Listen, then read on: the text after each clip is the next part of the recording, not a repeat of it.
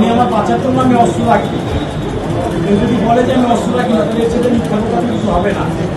রাজধানী সহ সারা দেশে রাজনৈতিক নেতাদের হত্যার মাধ্যমে পরিস্থিতি অস্থিতিশীল করার পরিকল্পনা ছিল সুব্রত বাইন ও তার বাহিনীর। তাদের টার্গেট ছিল বিএনপি, জামায়াত ও এনসিপির শীর্ষ পর্যায়ের নেতারা। উদ্দেশ্য ছিল অস্থিতিশীলতার মাধ্যমে দেশে রাজনৈতিক সংকট সৃষ্টি করা। এই ষড়যন্ত্রের পেছনে রয়েছেন নিষিদ্ধ আওয়ামী লীগের শীর্ষ পর্যায়ের কয়েকজন নেতা। এই পরিকল্পনার প্রধান সহযোগী ছিলেন তার শিষ্য আবুল রাসেল মাসুদ ওরফে মোল্লা মাসুদ। পরিকল্পনা বাস্তবায়ন করতে এরই মধ্যে হুন্ডির মাধ্যমে প্রতিবেশী একটি দেশ থেকে মোটা অঙ্কের অর্থ পাঠানো হয় তাদের বাহিনীর কাছে।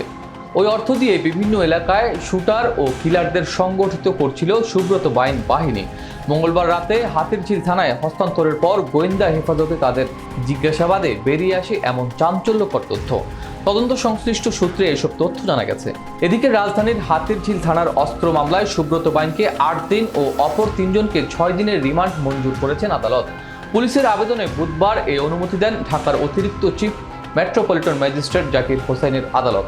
সুব্রত বাইন ছাড়া অপর আসামিরা হলেন আবুল রাসেল মাসুদ ওরফে মোল্লা মাসুদ, আরাফাত ইবনে নাসির ওরফে শুটার আরাফাত ও NAS শরীফ। এদিন সুব্রত বাইনসহ ৪ আসামিকে বিকাল ৩:15টার দিকে ঢাকার মেট্রোপলিটন ম্যাজিস্ট্রেট আদালতে হাজির করা হয়।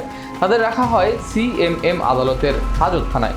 বেলা ৩:৪২ কঠোর পুলিশ প্রহরায় তাদের আদালতের কাঠগড়ায় নেওয়া হয়। এ সময় হেলমেট, বুলেট প্রুফ জ্যাকেট ও হাতকড়া পরানো ছিল। পরে কাঠগড়ায় নিয়ে তাদের হেলমেট ও এক হাতে হাতকড়া খোলা হয়।